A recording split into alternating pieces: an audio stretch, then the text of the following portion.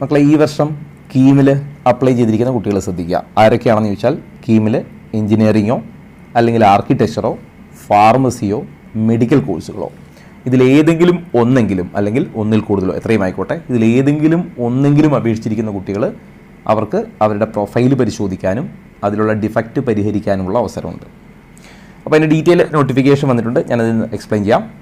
അതായത് engineering, architecture, pharmacy അല്ലെങ്കിൽ medical അനുബന്ധ കോഴ്സുകളിലേക്ക് പ്രവേശന പരീക്ഷ അല്ലെങ്കിൽ ഇതിൻ്റെ എൻട്രൻസിനായിട്ട് ഓൺലൈനായിട്ട് അപേക്ഷ കൊടുത്ത വിദ്യാർത്ഥികൾക്ക് അവരുടെ പ്രൊഫൈൽ പരിശോധിക്കാൻ അവസരം. അതിലേതില്ല, NRI കോട്ട സംബന്ധമായ വിവരങ്ങൾ എഡിറ്റ് ചെയ്യാൻ പറ്റൂല, ബാക്കിയെല്ലാം ഇപ്പോൾ പരിശോധിക്കാം. ഇനി അങ്ങനെ പരിശോധിക്കുമ്പോൾ അതിൽ ന്യൂനതകളുണ്ടെങ്കിൽ അവ പരിഹരിക്കാനുള്ള അവസരം മെയ് 10 വൈകിട്ട് 6 മണി വരെ ഉണ്ടാവും. അപ്പോൾ അതിന് നിങ്ങൾ ചെയ്യേണ്ടത് c.kerala.gov.in എന്നുള്ള സൈറ്റിൽ കയറുക. എന്നിട്ട് കീം 2026 എന്നുള്ള ലിങ്ക് ക്ലിക്ക് ചെയ്ത് അതിലെ കാൻഡിഡേറ്റ് പോർട്ടലിൽ കയറുക. കുട്ടിയുടെ ആപ്ലിക്കേഷൻ നമ്പറും പാസ്വേഡും കൊടുത്ത് ലോഗിൻ ചെയ്യുക. അപ്പോൾ കുട്ടിക്ക് പ്രൊഫൈൽ പേജ് കാണാം. ഇനി ആ പ്രൊഫൈൽ പേജിൽ അപേക്ഷയിൽ അനുവദിച്ചിട്ടുള്ള വ്യക്തിഗത വിവരങ്ങൾ, അതായത് പേഴ്സണൽ ഡീറ്റെയിൽസ്, നേറ്റിവിറ്റി, റിസർവേഷന്, മറ്റ് ആനുകൂല്യങ്ങൾ സംബന്ധിച്ച എല്ലാ കാര്യങ്ങളും, കുട്ടിയുടെ പേര്, ഫോട്ടോയോ ഒപ്പ് ഒക്കെ അവിടെ ഉണ്ടാവും. ഇനി നിങ്ങളുടെ അപേക്ഷയിൽ എന്തെങ്കിലും ന്യൂനതകൾ അവരായിട്ട് കണ്ടുപിടിച്ചിട്ടുണ്ടെങ്കിൽ നിങ്ങൾക്ക് അവിടെ മെമ്മോ ഡീറ്റെയിൽ കാണാം. അപ്പോൾ നിങ്ങൾ ആ ജസ്റ്റ് മെമ്മോ ഡീറ്റെയിൽ ക്ലിക്ക് ചെയ്യുക. ആ മെമ്മോ ഡീറ്റെയിൽ ക്ലിക്ക് ചെയ്യുമ്പോൾ ആ ഡീറ്റെയിൽ ഉണ്ടാവും എന്താണ് ഡിഫക്റ്റ് അല്ലെങ്കിൽ എന്താണ് സംഭവിച്ചിരിക്കുന്നത്, അതിനെന്ത് ചെയ്യണം എന്നുള്ള ഡീറ്റെയിൽ മെമ്മോ ഡീറ്റെയിൽ ഉണ്ടാവും. അപ്പോൾ ഒരു വഴി അതാണ്. ഇനി നിങ്ങൾക്ക് മെമ്മോ ഡീറ്റെയിൽ ഉണ്ടെങ്കിൽ മെമ്മോ ഡീറ്റെയിൽ ഓപ്പൺ ചെയ്യുക. ആ തെറ്റെന്താണോ അത് തിരുത്താനുള്ള അടുത്ത സ്റ്റെപ്പ് ചെയ്യണം, അത് ഞാൻ പറയാം. ഇനി മെമ്മോ ഡീറ്റെയിൽ ഇല്ല എന്ന് കരുതുക. മെമ്മോ ഡീറ്റെയിൽ ഇല്ലെങ്കിലും നിങ്ങൾ ഈ പറഞ്ഞ കാര്യങ്ങളൊക്കെ ചെക്ക് ചെയ്യുക. ചിലപ്പോൾ അവരുമായിട്ട് കണ്ടുപിടിക്കാത്ത ഒരു ഡിഫക്റ്റ് നിങ്ങൾ കണ്ടുപിടിച്ചിട്ടുണ്ടാവും. ചിലപ്പോൾ പേരിലെ പ്രശ്നങ്ങളോ അല്ലെങ്കിൽ റിസർവേഷൻ കൊടുക്കാത്തതോ എന്തെങ്കിലുമൊക്കെ ഉണ്ടാവും. ഓക്കെ, അതൊക്കെ എന്ത് ചെയ്യുക, ഇതൊക്കെ നിങ്ങൾക്ക് പരിഹരിക്കാൻ പറ്റും. അപ്പോൾ ഇതിൽ മെമ്മോ ഡീറ്റെയിൽ പറഞ്ഞ സാധനങ്ങൾ അവിടെ നിങ്ങൾക്ക് അപ്ലോഡ് ചെയ്യാം. ഇനി ബാക്കി നിങ്ങളായിട്ട് കണ്ടുപിടിക്കുന്നതൊക്കെ പരിഹരിക്കാൻ വേണ്ടി അതിൻ്റെ ആവശ്യമായ രേഖകൾ അല്ലെങ്കിൽ സർട്ടിഫിക്കറ്റുകൾ, ഫോട്ടോ ആണെങ്കിൽ ഫോട്ടോ അല്ലെങ്കിൽ ഒപ്പ്, പേര്, അങ്ങനെ ഇന്ന് വേണ്ട എല്ലാ സാധനങ്ങളും നിങ്ങൾക്ക് മെമ്മോ ഡീറ്റെയിൽ പറഞ്ഞിട്ടുള്ളത് അപ്ലോഡ് ചെയ്യാം. അപ്പോൾ മെമ്മോയിൽ എന്താ പറഞ്ഞിരിക്കുന്നത്, ആ പറഞ്ഞിരിക്കുന്ന സാധനം ഡിഫക്റ്റ് തിരുത്താനുള്ളത് നിങ്ങൾക്ക് അതിന് പകരം അവിടെ തന്നെ അപ്ലോഡ് ചെയ്യാനുള്ള ഓപ്ഷൻ ഉണ്ടാവും. അത് മാറ്റി അപ്ലോഡ് ചെയ്ത് കൊടുക്കുക. ഈ അപാകതകൾ പരിഹരിക്കാനുള്ള സമയം പിന്നീട് തരികയില്ല. ഇനി അനുബന്ധ രേഖകളോ സർട്ടിഫിക്കറ്റുകളോ എൻട്രൻസ് കമ്മീഷണർ ഓഫീസിലേക്ക് ബൈ പോസ്റ്റ് ഒന്നും അയക്കേണ്ടതില്ല. ഇനി പ്രൊഫൈൽ പേജിൽ കാണുന്ന കുട്ടിയുടെ പേരിലോ ഫോട്ടോയിലോ ഒപ്പിലോ അങ്ങനെ എന്തെങ്കിലും വേറെ ഡിഫക്റ്റുകൾ ഉണ്ട് എന്ന് വിചാരിക്കുക.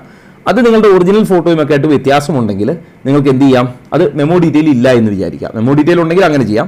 അങ്ങനെ ഇല്ലെങ്കിൽ നിങ്ങളായിട്ട് കണ്ടുപിടിക്കുന്ന തെറ്റ് നിങ്ങൾ പ്രൊഫൈൽ ഡിഫക്റ്റെന്ന് സബ്ജക്റ്റ് കൊടുത്തുകൊണ്ട് ഈ cek.info.ce@kerala.gov.in എന്നുള്ള ഇമെയിലിലേക്ക് നിങ്ങൾ അയക്കേണ്ടതുണ്ട്.